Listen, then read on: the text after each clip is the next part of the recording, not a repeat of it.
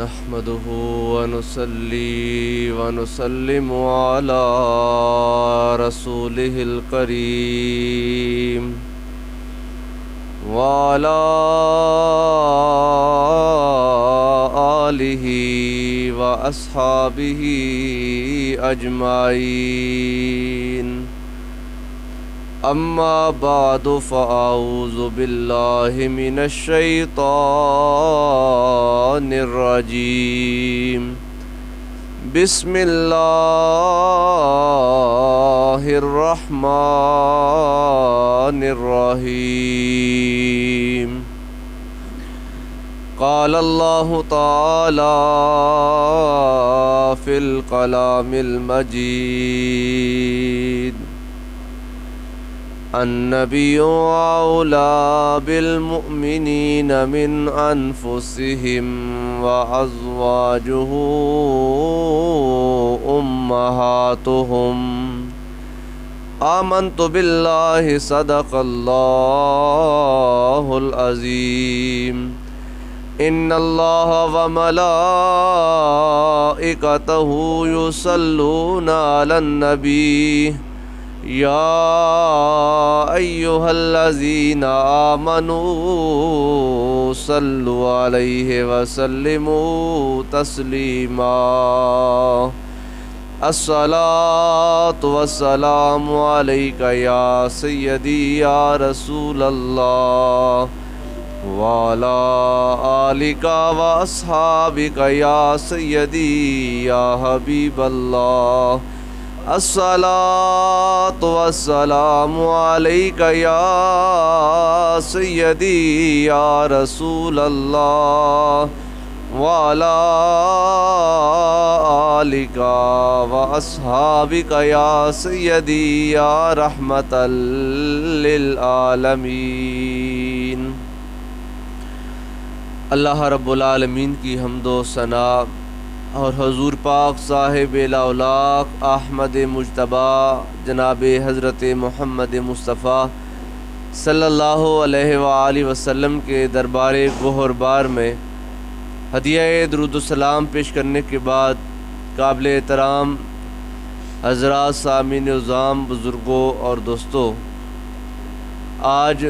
10 رمضان المبارک 1442 ہجری جمعۃ المبارک کا بابرکت دن ہے۔ آپ احباب کے سامنے اللہ رب العالمین کے لا ریب اور بے عیب کلام قرآن پاک کی سورہ الحجرات میں سے ایک آیت کریمہ کا مختصر سا حصہ تلاوت کرنے کا شرف حاصل کیا ہے۔ اللہ رب العالمین کی بارگاہ میں دعا ہے اللہ تعالیٰ اس آیہ نور کی روشنی میں حق بیانی کی توفیق عطا فرمائے اور اس یوم سعید کی برکات سے اللہ تعالیٰ ہم سب کو مستفید فرمائے۔ ماہ رمضان المبارک کا پہلا عشرہ آج اختتام پذیر ہے۔ رسول رحمت صلی اللہ علیہ وآلہ وسلم آپ نے ارشاد فرمایا کہ رمضان کا مہینہ وہ بابرکت مہینہ ہے کہ اس کے پہلے 10 دن یہ رحمت کے دن ہیں، اگلے 10 دن مغفرت کے اور آخری 10 دن جہنم سے چھٹکارے اور نجات کے دن ہیں۔ گویا کہ یہ مہینہ رحمت، مغفرت اور عتق من النار، بخشش اور جنت کی حصول کا مہینہ ہے۔ سرکار دو عالم صلی اللہ علیہ وسلم آپ نے ارشاد فرمایا کہ بدبخت ہے وہ انسان جس کو اللہ رب العالمین نے ماہ رمضان المبارک جیسی بابرکت نعمت عطا فرمائی اور وہ اس میں اللہ تعالیٰ کو راضی کر کے اپنے لیے جنت کا سامان نہ کر سکا۔ یہ مہینہ اللہ تعالیٰ کی رحمت کا اور امت مصطفیٰ کے لیے اللہ تعالیٰ کے انعام کا مہینہ ہے۔ تو رحمت کے اس پہلے عشرے کا آج 10ویں روزے کے ساتھ اختتام ہو رہا ہے۔ کل سے عشرہ مغفرت کا انشاءاللہ آغاز ہوگا۔ اللہ کی بارگاہ میں دعا کرتے ہیں اللہ اس ماہ مبارک کے عشرہ رحمت کی برکت سے ہم سب کو اپنی رحمت کا حصہ نصیب فرمائے، اور آنے والے عشرہ مغفرت کی برکت سے اللہ ہم سب کے صغیرہ کبیرہ گناہ معاف فرمائے،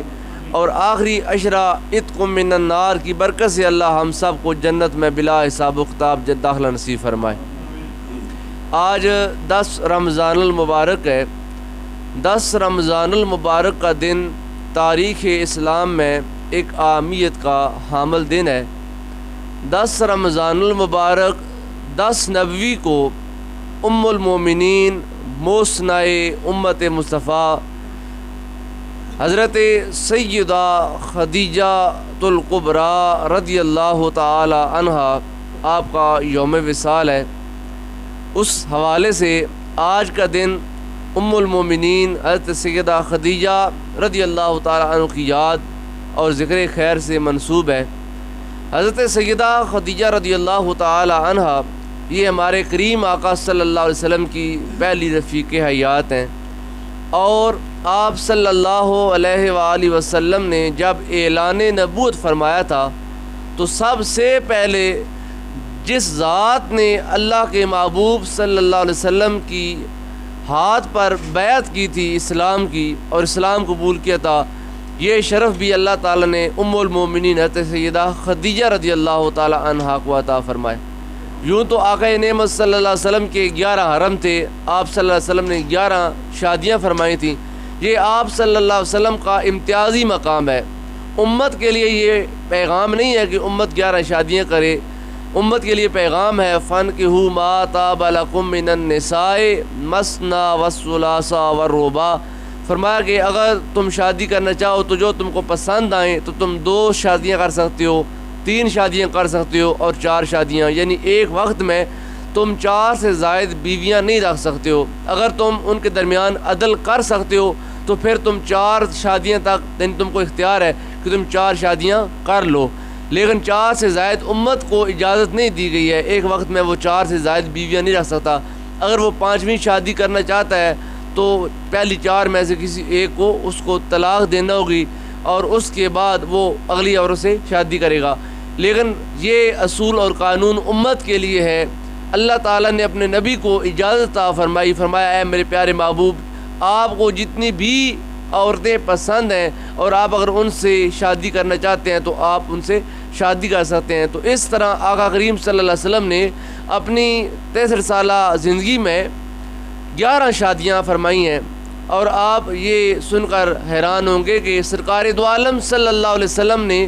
پہلی شادی جو فرمائی تھی اس وقت آقا کریم صلی اللہ علیہ وسلم کی عمر مبارک 25 سال تھی، اور جس خاتون سے آپ شادی فرما رہے تھے ام المومنین حضرت سیدہ خدیجہ الکبریٰ رضی اللہ تعالی عنہا، آپ کی عمر مبارک اس وقت 40 سال تھی،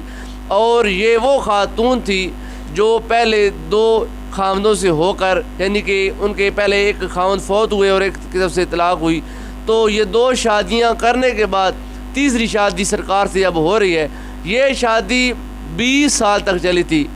سرکار دو عالم صلی اللہ علیہ وسلم کی عمر مبارک 45 سال تھی، اور جناب سیدہ خدیجہ رضی اللہ تعالی عنہ کی عمر مبارک 60 سال تھی جب آپ کا انتقال پرملال ہوا۔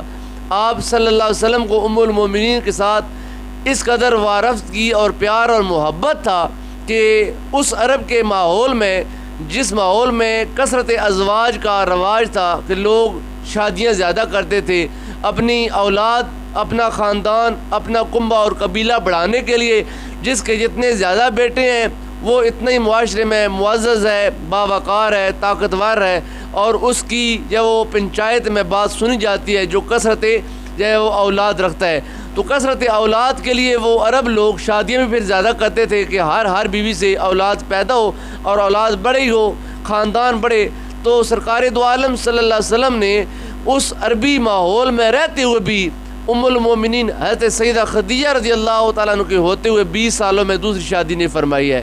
یہ آپ کی اپنی پہلی رفیق حیات سے محبت کا ایک اعلان اور اظہار ہے کہ آپ کو اپنی بیوی سے اتنا پیار ہے کہ آپ نے ان کے ہوتے ہوئے کسی اور عورت کی طرف توجہ نہیں فرمائی۔ جب آپ کا انتقال ہوتا ہے تو اس کے بعد سرکار دو عالم صلی اللہ علیہ وسلم جب تنہا ہوئے تو آپ کی ایک جب وہ امتی حضرت سیدہ سودا رضی اللہ تعالی عنہ، جو کہ اس وقت بھی سرکار دو عالم سے عمر میں بڑی تھیں، انہوں نے آقا کریم صلی اللہ علیہ وسلم کی خدمت کے لیے اپنے آپ کو وقف کیا کہ سرکار اکیلے ہیں اور ان کے کھانے پینے کا انتظام، ان کے لباس، ان کے بستر کا نظام، ان کے گھر کی ساری صفائی ستھرائی کا نظام کون کرے گا؟ تو انہوں نے آپ صلی اللہ علیہ وسلم کی بارگاہ میں اپنے آپ کو پیش کیا اور سرکار نے ان کے ساتھ نکاح فرمایا، اور وہ سرکار صلی اللہ علیہ وسلم کی اس طرح زوجہ محترمہ بن کر قیامت تک کے آنے والے ہر ایماندار کے لیے جب وہ ماں بن گئی، اور ان کو امہات المومنین کے عظیم لقب سے ملقب کیا گیا۔ اس کے بعد سرکار دو عالم نے تیسری شادی ام المومنین حضرت سیدہ خدیجہ رضی اللہ حضرت عائشہ صدیقہ رضی اللہ تعالیٰ عنہ کے ساتھ فرمائی تھی، اور آپ صلی اللہ علیہ وسلم کی 11 ازواج میں سے ایک حضرت عائشہ صدیقہ ہیں جو کہ کنواری ہیں، باقی تمام ازواج وہ ہیں جن کے یا تو خاوند فوت ہو چکے ہیں یا جن کو طلاق ہو چکی ہے۔ ایسی خواتین کے ساتھ شادیاں کر کے رسول اللہ صلی اللہ علیہ وسلم نے امت کو جو پیغام دیا وہ یہ کہ جو امرأہ مردودہ ہے، وہ عورت جس کو طلاق ہو جائے یا وہ عورت جس کا خاوند فوت ہو جائے، وہ معاشرے کے لیے وبال یا منحوس نہیں ہے، بلکہ ایسی خواتین کے ساتھ نکاح کرنا جن کو طلاق ہو جائے یا جن کے خاوند فوت ہو جائیں اور وہ معاشرے میں اکیلے زندگی گزاری ہوں، ایسی خواتین سے نکاح کرنا ایک تو سنت پیغمبر ہے، دوسرا سرکار نے فرمایا یہ بہت بڑا جہاد ہے، اور اللہ تعالیٰ اس مرد کو دوہرا ثواب عطا فرماتا ہے جو کسی متعلقہ کے ساتھ شادی کرتا ہے۔ تو حضرت ام المومنین کا تذکرہ خیر آج ہم نے کرنا ہے۔ اللہ رب العالمین نے قرآن پاک سورہ الحجرات میں فرمایا النبی اولا بالمؤمنین من انفسہم، کہ جو نبی محترم ہے جناب نبی آخر الزمان حضرت محمد مصطفیٰ صلی اللہ علیہ وسلم، آپ کی جو ذات ہے اہل ایمان کے لیے ان کی جانوں سے زیادہ عزیز ہے۔ اہل ایمان کو اپنی جانیں اتنی پیاری نہیں ہے جتنا کہ ان کو اللہ کے نبی کے ساتھ پیار ہے۔ فرمایا کہ سرکار دو عالم صلی اللہ علیہ وسلم نے لا یؤمن احدکم حتی اکون احب الیہ من والدہ و والدہ والناس اجمعین او کما قال رسول اللہ صلی اللہ علیہ وسلم، سرکار فرمایا تم میں سے کوئی بھی اس وقت تک کامل ایماندار نہیں ہو سکتا جس وقت تک وہ مجھ محمد سے اپنی آل اولاد سے بڑھ کر، اپنی ازواج سے بڑھ کر، ماں باپ سے بڑھ کر، حتیٰ کہ اپنی جان سے بڑھ کر مجھ سے پیار نہیں کرتا۔ فرمایا اس وقت تک اس بندے کا کلمہ معتبر نہیں ہے، اس بندے کا ایمان معتبر نہیں ہے، وہ کامل ایماندار نہیں ہے جس کو اپنی جان زیادہ پیاری ہے، اپنا مال زیادہ پیاری ہے، اپنی اولاد زیادہ عزیز ہے، ماں باپ اور رشتہ دار زیادہ عزیز ہیں، اور مجھ سے اس کی پیار اور محبت کا جو رشتہ ہے وہ کمزور ہے۔ فرمایا وہ بندہ کامل ایماندار نہیں ہے۔ اگر ایمان کا کمال چاہتے ہو تو ہر چیز سے بڑھ کر تم آمنہ کے لال سے پیار کرو، محبت کرو۔ تو اللہ تعالیٰ نے فرمایا کہ النبی اولا بالمؤمنین من انفسہم، کہ نبی صلی اللہ علیہ وسلم ایماندار لوگوں کو ان کی جانوں سے زیادہ عزیز ہیں۔ وَأَزْوَاجُهُ امہاتہم، اور جو نبی کی ازواج ہیں، جو نبی کی بیویاں ہیں، وہ قیامت تک آنے والے ہر کلمہ گو کے لیے ماں کا درجہ رکھتی ہیں، وہ ایماندار لوگوں کی مائیں ہیں۔ تو آج ہم نے تذکرہ کرنا ہے ام المومنین حضرت سیدہ خدیجہ رضی اللہ تعالی عنہا کا، جن کے والد بزرگوار کا نام خویلد تھا، جو کہ مکہ کے ایک بہت بڑے رئیس اور بہت بڑے تاجر تھے۔ حضرت ام المومنین خدیجہ رضی اللہ تعالی عنہا، آپ کے والد بزرگوار کا جب انتقال ہوتا ہے تو کاروبار کا سارا بوجھ حضرت خدیجہ رضی اللہ تعالی عنہا کے کندھوں پر آ جاتا ہے۔ آپ نے پہلے 2 شادیاں کی تھیں اور ان دونوں شادیوں سے اللہ تعالیٰ نے آپ کو اولاد بھی عطا فرمائی، لیکن اللہ تعالیٰ کا کرنا اور اللہ تعالیٰ کی تقدیر ایسی تھی کہ وہ دونوں خاوند آپ سے جدا ہو گئے اور آپ نے شادی کا ارادہ ترک کر دیا۔ مکہ کے بہت سے رؤساء،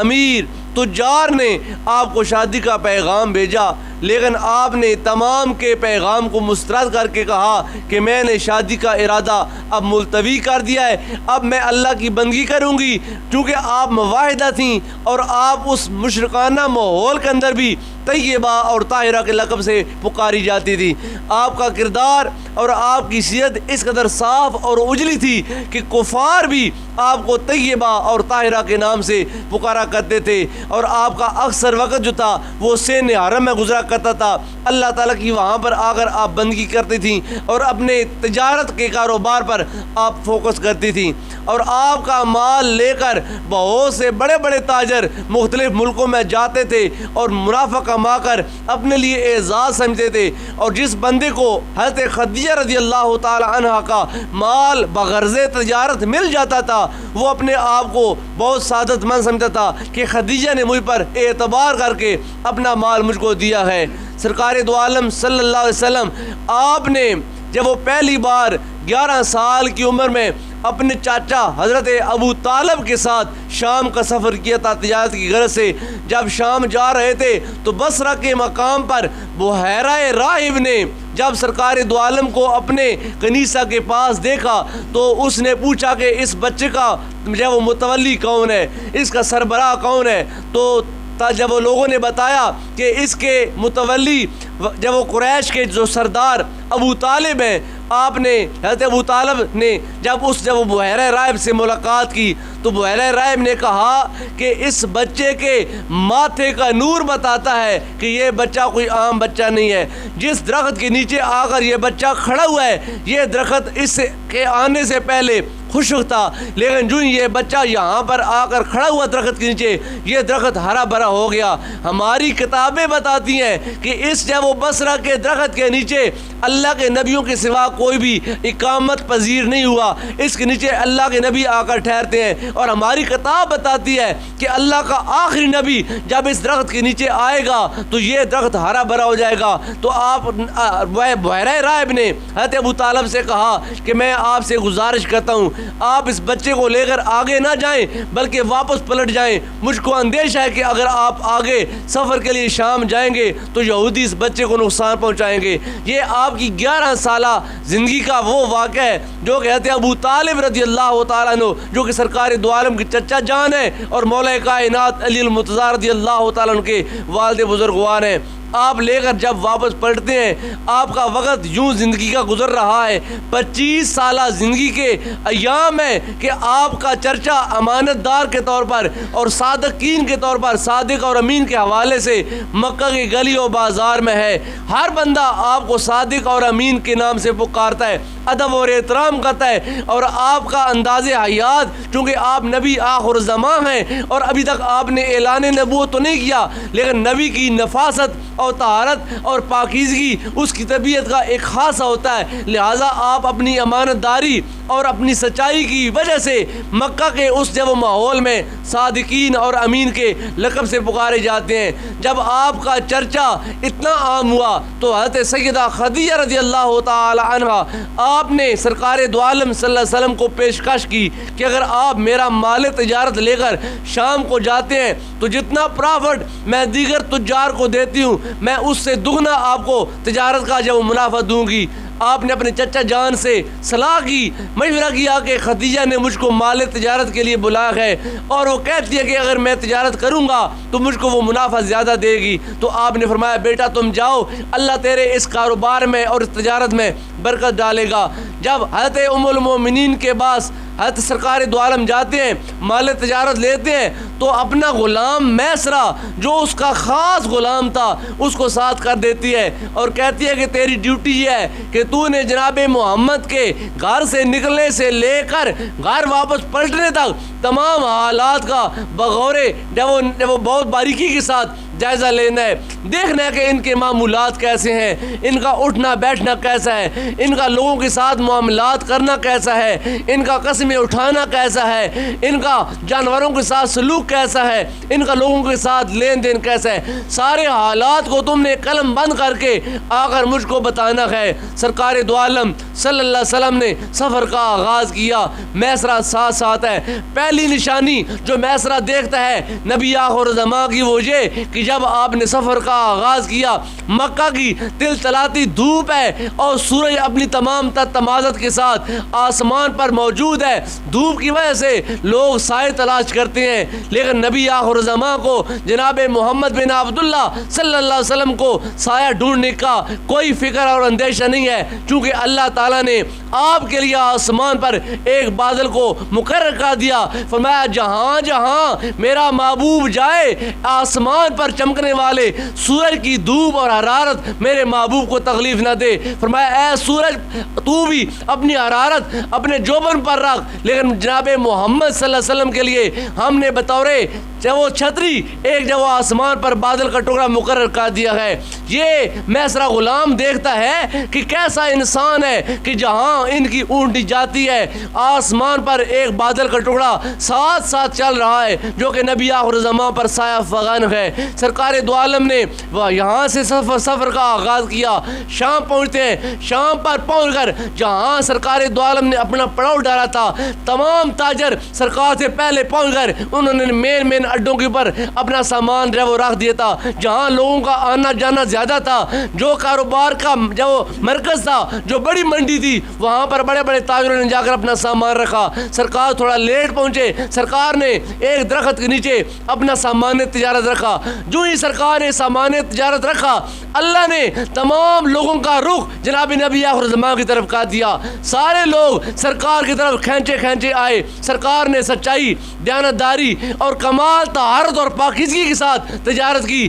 میں ساری چیزیں نوٹ کر رہا ہے کہ سرکار نے کسی چیز کا ریٹ غلط نہیں بیان کیا، کوئی جھوٹ نہیں بولا، کوئی دغا اور فریب نہیں کیا، سارا سامان تجارت بیچا۔ جتنا پرافٹ پہلے لوگ لے کر آتے تھے اس سے زائد پرافٹ سرکاری دو عالم جب لے کر واپس پلٹتے ہیں۔ میسرا غلام کو خدیجہ الکبریٰ اپنے پاس بلا کر کہتی ہیں اے غلام بتاؤ تو نے محمد کو کیسا پایا؟ تو اس نے کہا اے خدیجہ میری آنکھوں نے زندگی بھر میں نہ تو حسین و جمیل ایسا انسان دیکھا نہ باکمال انسان دیکھا۔ اس کا انداز حیات تمام لوگوں سے جداگانہ ہے، اس کی سچائی، اس کی طہارت، اس کی پاکیزگی، لوگوں کے ساتھ لین دین۔ اے خدیجہ میں کیا کیا بتاؤں؟ یہ جب آسمان کے سورج کے جب وہ تمازت کے ماحول میں زمین پر چل رہا تھا تو آسمان پر آسمان کے بادل اس کے لیے سایہ فغن تھے۔ اس کو آسمان پر چمکنے والا سورج تکلیف نہیں دے رہا تھا۔ اور جب سارے لوگ منڈیوں میں اپنا اپنا مال بیچنے کے لیے جب وہ بیٹھے تھے تو میں نے دیکھا کہ لوگوں کا سارا رجحان جناب نبی آخر زمان محمد مصطفیٰ کی طرف تھا، اور سارا سامان آپ نے بڑی سچائی کے ساتھ اور دیانتداری کے ساتھ بیچا۔ کوئی آپ نے ڈنڈی نہیں لگائی اور کوئی آپ نے جھوٹ نہیں بولا۔ آپ کے دل میں سرکار دو عالم کا پیار اور سرکار دو عالم کی محبت پیدا ہو جاتی ہے۔ رات کو سوتی ہیں، خواب دیکھتی ہیں، آسمان سے سورج زمین پر آتا ہے اور آپ کے سیر میں اترتا ہے، اور جب سیر میں آسمان سے سورج اترتا ہے تو آپ دیکھتی ہیں اس سورج کے نور سے سارا مکہ منور ہو جاتا ہے، سارا مکہ نور ہو جاتا ہے۔ آپ کی آنکھ کھلتی ہے، آپ پریشان ہیں میں نے کیسا خواب دیکھا۔ صبح بیدار ہو کر اپنے چچا زاد بھائی ورقہ بن نوفل جو کہ یہودیت اور عیسائیت کے تمام ادیان کے عالم تھے اور اس وقت کے بہت بڑے راہب تھے، ورقہ بن نوفل جو کہ حضرت سیدہ خدیجہ کے سکے چچا زاد بھائی تھے، ان کے پاس جاتی ہیں، کہتی ہیں کہ اے میرے بھائی آج رات میں نے ایک ایسا خواب دیکھا جس خواب نے مجھے پریشان کیا۔ حضرت ورقہ بن نوفل کہتے ہیں بتاؤ کیا خواب دیکھا؟ آپ کہتی ہیں میں نے دیکھا آسمان سے سورج آہستہ آہستہ نیچے آ رہا ہے، اور آتے آتے وہ میرے آنگن میں آ کر جب وہ ڈھل جاتا ہے اور جب میرے سین میں سورج آتا ہے تو سارا مکہ اس سے منور ہو جاتا ہے۔ ورقہ بن نوفل کہتا ہے اے خدیجہ تجھ کو مبارک ہو، ان قریب تمہاری شادی ایک ایسے انسان سے ہوگی جو کہ تمام نبیوں کا اور تمام رسولوں کا سردار ہوگا، اور جب تیری شادی اس نبی سے ہوگی تو تیرا ڈنکا قیامت تک کے آنے والے ہر مسلمان کے دل میں ہوگا، اور تیرا فیضان قیامت تک کے آنے والے ہر مسلمان کے لیے ہوگا۔ فرمایا کہ اے خدیجہ تجھ کو نبی آخر زمان کی جب اس زوجیت کا اللہ تعالیٰ شرف بخشے گا، آپ کے دل میں اب محبت مزید شدت اختیار کر رہی ہے۔ اپنی ایک کہ وہ قریبی سہیلی جس کا نام نفیسہ تھا اس کو بلا کر کہا اے نفیسہ ویسے تو میں نے شادی کا ارادہ ملتوی کر دیا تھا، 2 شادیاں کر چکی، پہلی شادی سے 2 بیٹے، دوسری شادی سے 1 بیٹی، اولاد تو میرے پاس پہلے بھی موجود ہے، لیکن میں نے شادی کا ارادہ ملتوی کر دیا تھا کہ مزید شادی نہیں کروں گی، لیکن میں محمد مصطفیٰ کے حسن و جمال سے بھی متاثر ہوں اور آپ کی سیرت اور کردار سے بھی متاثر ہوئی ہوں۔ میرا دل کہتا ہے کہ کہ میں جناب محمد کو پیغام نکاح بھیجوں، تو کیا کہتی ہے؟ آپ نے جب یہ بات کی تو نفیسہ کا چہرہ کھل اٹھا، کہتی ہے اے جب خدیجہ ویسے تو تم نے شادی کا ارادہ ملتوی کر دیا تھا، لیکن اگر تمہارے دل میں یہ ارمان پیدا ہو چکے ہیں تو میں اپنا کردار ادا کرتی ہوں، میں جاتی ہوں، جا کر جناب محمد سے بات کرتی ہوں، اگر وہ مانتے ہیں تو فابیا، اگر نہیں مانتے تو ہم کسی بڑے کا وہ درمیان میں واسطہ ڈالیں گے، ہو سکتا ہے وہ تم سے شادی کرنے کے لیے مان جائے۔ نفیسہ آتی ہیں سرکار کی بارگاہ میں، آ کر کہتی ہیں اے محمد، اگر آپ کو مال کی طرف، حسن و جمال کی طرف، عزت اور شرف کی طرف بلایا جائے تو کیا آپ آئیں گے؟ آپ کہتے ہیں کیا مطلب ہے؟ آپ کہتی ہیں اگر ایک ایسی خاتون جو مالدار بھی ہو، جو حسین و جمیل بھی ہو، جس کا حسب نسب بھی اعلیٰ ہو، اگر وہ خاتون آپ کو نکاح کی دعوت دے تو کیا آپ شادی کریں گے؟ آپ نے کہا پہلی بات تو یہ کہ میں مالدار نہیں ہوں، میرے پاس مال نہیں ہے، میرے ماں باپ خود فوت ہو چکے ہیں اور میں اپنے چاچا کے زیر کفالت ہوں، اور میرا چاچا کثیر العیال ہے، اس کی اولاد زیادہ ہے، سرمایہ تھوڑا ہے، لہٰذا بھی میں شادی کرنے کے جب وہ ماحول میں نہیں ہوں، میں شادی نہیں کر سکتا۔ نفیسہ کہتی ہے آپ مال کی فکر نہ کریں، آپ ہاں کریں، سارے اسباب ہم جب مہیا کر دیں گے۔ آپ نے پوچھا آخر وہ کون سی خاتون ہے جس خاتون کا تم اتنا اصرار کرتے ہو کہ وہ مالدار بھی ہے، وہ حسین و جمیل بھی ہے، وہ حسب اور نسب والی بھی ہے؟ وہ نفیسہ کہتی ہے وہ خاتون جس کا مال تجارت کی غرض سے لے کر آپ گئے تھے، خدیجہ بنت خویلد، وہ آپ سے شادی کرنے کی خواہش مند ہے۔ سرکار نے حیران ہو کر کہا وہ مجھ سے شادی کرے گی؟ وہ تو مکہ کی رئیس ہے، وہ مکہ کی امیر ترین خاتون ہے، اور میں تو یتیم ہوں، میں در یتیم ہوں، میرے پاس مال نہیں ہے۔ تو اس نے کہا کہ خدیجہ بنت خویلد آپ سے شادی کرنے کی درخواست پیش کرتی ہیں، اگر آپ اجازت دیں تو آپ سے وہ نکاح کرنا چاہتی ہیں۔ تو آپ نے کہا چونکہ میں اپنے چچا کے زیر کفالت ہوں، اپنے چچا سے میں بات کروں گا، اگر میرا چچا مان جائے، ابو طالب اگر اجازت دے دیں تو میں نکاح کر لوں گا۔ آپ نے اپنے چچا جان سے بات کی، کہا ہے میرے چچا جان خدیجہ بنت خویلد مجھ سے شادی کرنے کی آرزو رکھتی ہیں، کیا آپ اجازت دیتے ہیں؟ جب آپ نے یہ سنا تو آپ نے کہا اے میرے بھتیجے، یہ تو بہت بڑی بات ہے کہ مکہ کی ایک بہت بڑی رئیس، مکہ کی امیر ترین خاتون، اور ایسی خاتون جو مکہ کے مشرکانہ اور گندے ماحول میں رہ کر بھی طیبہ اور طاہرہ کے نام سے جانی جاتی ہے، اگر تیرا نکاح اس سے ہو جائے تو دینی بھی فائدہ ہوگا، دنیاوی بھی فائدہ ہوگا، تیری عزت کا مزید مقام اور وقار بڑھ جائے گا کہ وہ خاتون جس کو بڑے بڑے تاجر اور بڑے بڑے سردار نکاح کا پیغام دے کر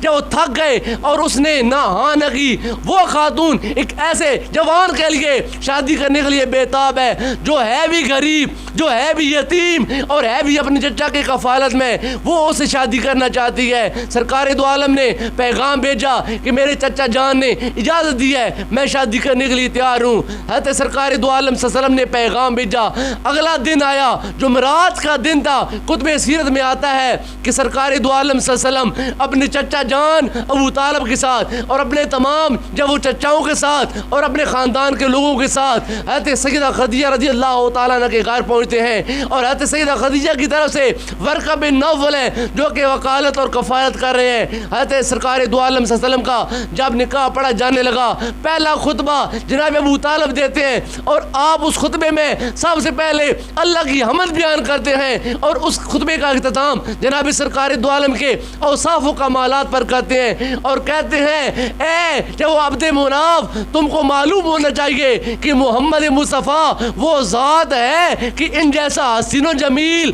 آج تک روئے زمین پر نہیں دیکھا گیا۔ ان کو اللہ تعالیٰ نے جو مناقب عطا فرمائے، جو کمالات عطا فرمائے، ظاہری اور باطنی حسن عطا فرمایا، اس کی نظیر اور مثال دنیا میں نہیں دی جا سکتی۔ اور آخر میں آپ کی نعت بیان کر کے ورقہ بن نوفل کھڑے ہوتے ہیں اور وہ کہتے ہیں اے عبد المطلب، آپ نے اپنے خاندان کے جو مناقب بیان کیے ہیں، بے شک قریش میں بنو ہاشم آپ کا خاندان اور قبیلہ سب سے افضل اور سب سے اعلیٰ ہے، اللہ کے گھر کی جب وہ متولی ہونے کا شرف بھی آپ کو حاصل ہے، اور ہمارے خاندان کے لیے یہ اعزاز ہے کہ ہماری لڑکی آپ کے خاندان میں جاتی ہے۔ اور خدیجہ بھی وہ خاتون ہے جو کہ عرب کے اس ماحول میں پاک دامنہ ہے، جو کہ طیبہ ہے، جو کہ طاہرہ ہے۔ سرکار دو عالم صلی اللہ علیہ وسلم آپ کا نکاح ہوا، حضرت سیدہ خدیجہ رضی اللہ تعالی عنہا ام المومنین کا اعزاز حاصل کر کے سرکار کے جب وہ کاشان نور میں آتی ہیں اور قیامت تک کے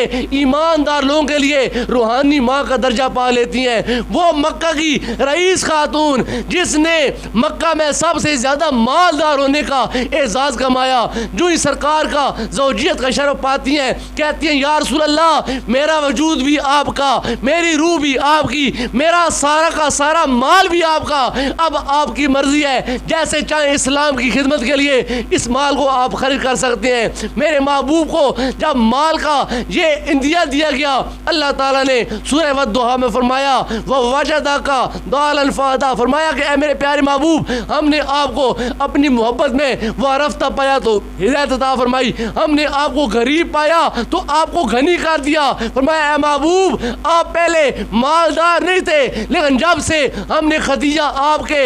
عقد میں دی ہے تو ہم نے آپ کو مکہ کا سب سے امیر انسان بنا دیا. آپ کے پاس سارے کا سارا خدیجہ کا مال آ گیا. اور حضرت سیدہ خدیجہ رضی اللہ تعالی عنہا سرکار دو عالم سے ازحد پیار کرتی تھی، محبت کرتی تھی اور سرکار کی ہر مقام پر اعانت اور مدد کرتی تھی. 40 سال عمر تھی میرے محبوب صلی اللہ علیہ وسلم کی. غار حرا میں میرے محبوب اللہ تعالیٰ کے حضور جب وہ حاضر تھے، عبادت کرتے تھے، چلہ کشی کرتے تھے. پہلے تو معمول یہ سرکار کا تھا کہ آپ خلوت نشینی اختیار کرتے تھے. کئی دن سرکار غار حرا میں چلے جاتے، اللہ کی عبادت کرتے. گھر سے آپ اپنی خوراک لے کر جاتے، 5 دن 10 دن وہاں پر رہتے چلہ کشی کر کے. جب خوراک ختم ہوتی واپس مکہ آتے اور واپس آ کر دوبارہ اپنا زاد راہ لے کر وہاں پر چلے جاتے. تو ایک دن سرکار دو عالم صلی اللہ علیہ وسلم آپ وہاں پر جب اللہ تعالیٰ کی عبادت میں تھے کہ سیدنا جبریل امین آ گئے. 40 سال عمر تھی.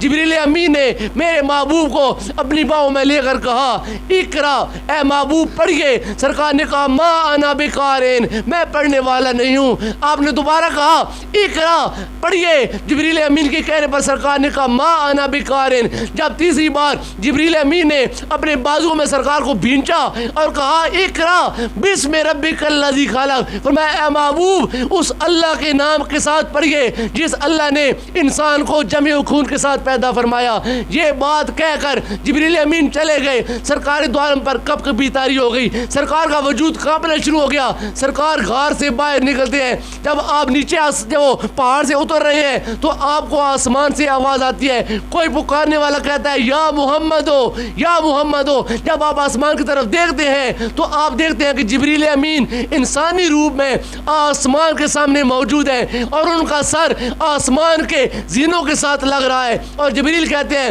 اے پیارے محمد میں جبریل ہوں اور اللہ تعالیٰ نے آپ کو مقامی نبوت پر فیض فرمایا ہے. سرکار دو عالم صلی اللہ علیہ وسلم گھر آتے ہیں. گھر آ کر سقاف میں آتے ہیں زملونی زملونی، مجھے چادر اڑا دو، مجھے چادر اڑا دو. سرکار کا جسم کانپ رہا ہے. خدیجہ الکبریٰ پوچھتی ہیں یا رسول اللہ معاملہ کیا ہے؟ آپ اس قدر اضطراب میں بے چین بے قرار کیوں ہیں؟ جسم کیوں کانپ رہا ہے؟ تو سرکار نے سارا واقعہ بیان فرمایا میں عبادت کر رہا تھا تو یک اللہ کا فرشتہ جبریل امین آ گیا اور جبریل نے مجھ کو اپنے پاؤں میں بھینچ کر یہ 3 بار کہا اور آخر میں اپنا تعارف کرا کر چلے گئے. تو حضرت سیدہ خدیجہ رضی اللہ تعالیٰ عنہ آپ نے چادر اڑا کر اپنے خامد کو تسلیاں دیں. یہ وہ خاتون ہے، اگر آج ہمارے ساتھ ایسا معاملہ پیش آ جائے ہماری خواتین ڈر جاتی ہیں، پتہ نہیں ان کو جن پڑ گیا ہے، ان پر کوئی تعویذ پڑ گئے ہیں، ان کو کوئی ہوائی سایہ ہو گیا ہے. لیکن سیدہ خدیجہ بڑے اطمینان کے ساتھ کہتی ہیں یا رسول اللہ آپ پریشان نہ ہو، اللہ آپ کو ضائع نہیں کرے گا. آپ غریبوں کے جب وہ غمخوار ہیں، آپ یتیموں کے سہارا ہیں، آپ بے کس لوگوں کا کس ہیں اور آپ جب وہ بیواؤں کا بوجھ اٹھانے والے ہیں اور آپ کے دل میں اللہ تعالیٰ نے رحم کرنے والا دل رکھا ہے. اے محبوب اللہ تعالیٰ آپ کو کبھی ضائع نہیں کرے گا. صبح ہوتی ہے، سیدہ خدیجہ رضی اللہ تعالیٰ عنہ اپنے بھائی ورقہ بن نوفل کے پاس جاتی ہیں. چچا زاد بھائی ہے، جا کر کہتی ہیں اے میرے چچا زاد بھائی آج رات کو میرے خاوند نامدار کے ساتھ یہ معاملہ پیش ہوا. سرکار دو عالم نے سارا واقعہ بیان کیا. ورقہ بن نوفل کہتے ہیں اے محمد یہ تو وہی فرشتہ ہے جو کہ موسیٰ بن عمران پر نازل ہوا کرتا تھا، اور اے محمد تم کو مبارک ہو، اللہ تعالیٰ نے تم کو نبی آخر زمان بنایا ہے، لیکن میں شاید اس وقت نہیں ہوں گا جب لوگ آپ کو آپ کے شہر سے در بدر کریں گے، اگر میں اس دن زندہ ہوا تو ضرور آپ کی مدد کروں گا۔ کہا اے محمد تم مکہ میں اعلان نبوت کرو گے لیکن مکہ والے تمہاری بات نہیں مانیں گے، آخرکار تم کو مکہ سے نکالنے پر وہ مجبور کر دیں گے اور آپ کو مکہ سے نکلنا پڑے گا۔ کہا اے محمد آپ کو مبارک ہو، آپ اللہ تعالیٰ کے نبی اور اللہ تعالیٰ کے پیغمبر ہیں۔ میرے محبوب صلی اللہ علیہ وسلم اس طرح غار حرا میں عبادات کرتے تھے۔ ایک دن سرکار دو عالم عبادت کے لیے غار حرا میں تھے، سیدہ خدیجہ رضی اللہ تعالیٰ عنہ آپ نے کھانا باندھا، کھانا باندھ کر اپنے سر پر رکھا، جہاں پر سرکار دو عالم کا غار تھا وہاں سے لے کر کوہ حرا تقریباً 3.25 میل کا فاصلہ ہے، پھر کوہ حرا سے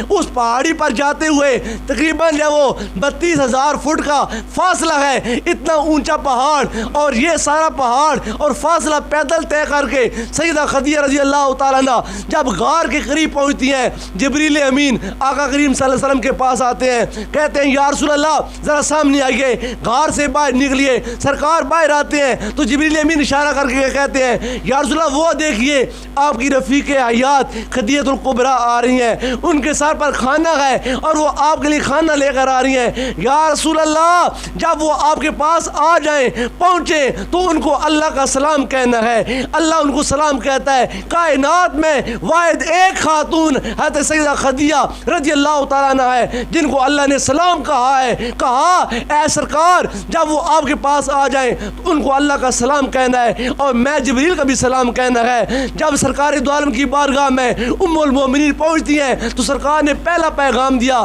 کہا اے خدیجہ دیکھتی ہو میرے پاس کون کھڑا ہے؟ میرے پاس جبریل کھڑا ہے، اور جبریل کہتا ہے اے خدیجہ تیرا مقدر آج آسمان کی بلندیوں کو چھو رہا ہے کہ آج کائنات کا خالق کائنات کا مالک خدا بھی تم کو سلام کہتا ہے اور جبریل بھی تم کو سلام کہتے ہیں۔ تو سیدہ خدیجہ کہتی ہے یا رسول اللہ اللہ کی ذات تو خود سلام ہے، میں اس پر سلامتی کیسے پیش کروں؟ وہ تو خود سلام ہے، لیکن جبریل پر بھی میری سلامتی ہو اور یا رسول اللہ آپ پر بھی سلامتی ہو۔ تو جبریل امین کہتے ہیں یا رسول اللہ خدیجہ کو مبارک دیں، اللہ تعالیٰ نے آپ کے جنت میں جب وہ موتیوں کا محل تیار کیا ہے، ایسا محل جس میں نہ تو شور و شغب ہوگا نہ ہی دنگا فساد ہوگا، آرام اور سکون اور کائنات کی ہر نعمت آپ کے محل میں موجود ہوگی۔ اللہ تعالیٰ نے آپ کی اس وفاداری اور آپ کی اطاعت شاری کا پھل یہ دیا، اللہ سلام بھی کہتا ہے اور جنت میں سب سے اعلیٰ مال کی بشارت بھی عطا فرماتا ہے۔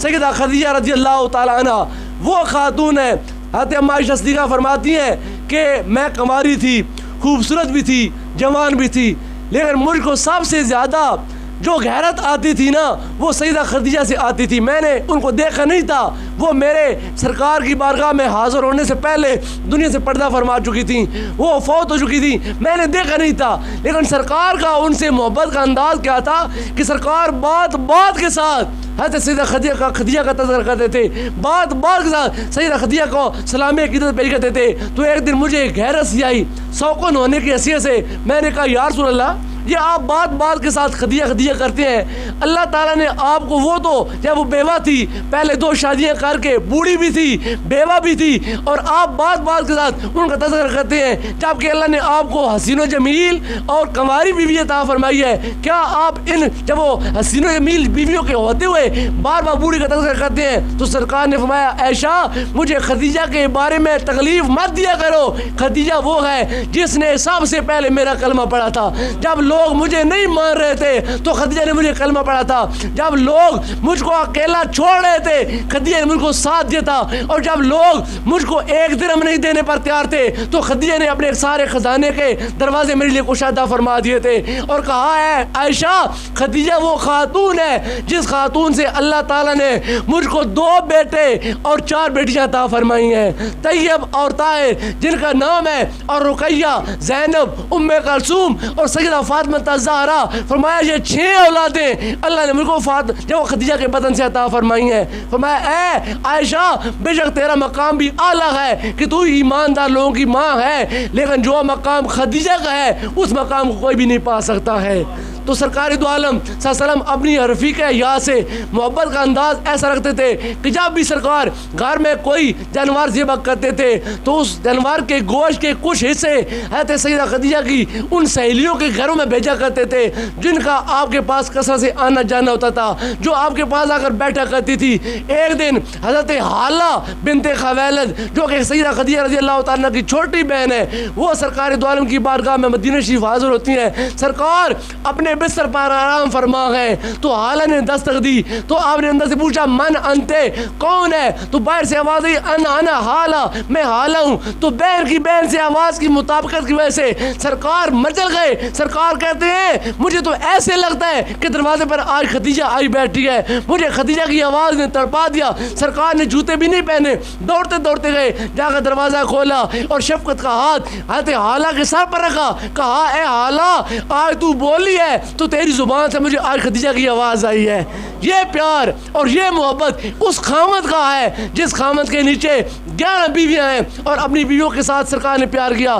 سرکار نے کہا تم میں سے بہترین انسان وہ ہے جو اپنے اہل خانہ کے ساتھ بہترین ہے. جاؤ میرے 11 عقد ہیں، میری 11 بیویاں ہیں، جا کر میرے گھر پوچھ لو، میرا جو حسن سلوک تمام بیویوں کے ساتھ سب سے افضل ہے. ساری خواتین مطمئن ہیں، ساری خواتین میرے ساتھ خوش باش اور راضی بازی ہیں، اس لیے کہ میرا ان کے ساتھ سلوک سب سے افضل ہے. سیدہ خدیجہ رضی اللہ تعالیٰ عنہ آپ کا انتقال پر ملال آج کے 10 رمضان المبارک کے دن 10 نبی میں ہوا تھا. جب سرکار نے اعلان نبوت فرمایا تھا اس سے 10 سال کے بعد 10 رمضان کا دن تھا. 7 نبی میں جب سرکار نے اعلان نبوت فرمایا 7 نبی میں 7 سال کے بعد مکہ کے رؤساء نے جب اسلام پروان چڑھ رہا تھا، اسلام ترقی کر رہا تھا تو مکہ کے لوگوں کو یہ بات بڑی چبھ رہی تھی. تو انہوں نے قریش مکہ نے ایک معاہدہ کیا اور کہا کہ جو بندہ بھی بنو ہاشم کے ساتھ اور بنو قریش کے ساتھ جب وہ مقاطعہ نہیں کرے گا اس کے ساتھ پورے مکے کا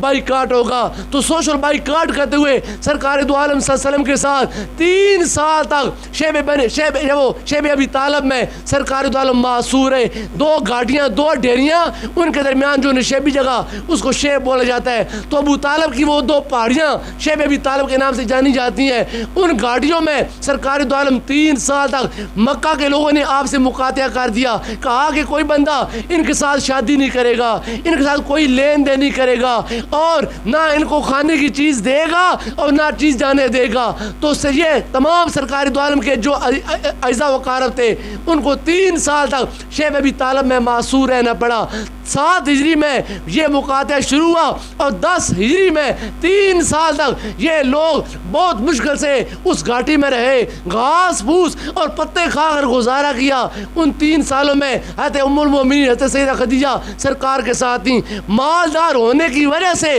آپ نے سارا مال اس شیب ابی طالب میں تمام مسلمانوں کی خدمت کے لیے وقف کر دیا. اور وہ لوگ جو سرکار کی ذات کے لیے اسلام کے لیے سرکار کے ساتھ وہ مشکل وقت گزار رہے تھے، اس سارے لوگوں کا جو مال و متاع کا حساب تھا وہ حضرت سیدہ خدیجہ رضی اللہ تعالیٰ نے برداشت کیا تھا. جب آپ یہاں سے آزاد ہوتی ہیں 10 نبی میں یہ مقاطعہ ختم ہوتا ہے. معصور بن اکرمہ اس نے یہ مقاطعہ لکھا تھا. سرکار نے ابو طالب کو کہا اے میرے چچا ابو طالب 3 سال پہلے جو مقاطعہ ہمارے ساتھ کیا گیا تھا اور معاہدہ لکھ کر دستاویز بنا کر مکہ میں خانہ کعبہ کے اندر لٹکائی گئی تھی اس کو آج جب وہ دیمک نے چاٹ دیا ہے. ابو طالب حیران ہوتے ہیں، کہتے ہیں محمد 3 سال ہو گئے نہ میں مکہ خانہ کعبہ میں گیا نہ آپ گئے، ہم تو اس گھاٹی میں پابند ہیں، جب وہ ہم تو ڈکے ہوئے ہیں اور ہم تو یہاں پر معصور ہیں، آپ کو کیسے معلوم؟ تو آپ نے کہا جس خدا نے مجھ کو نبوت سے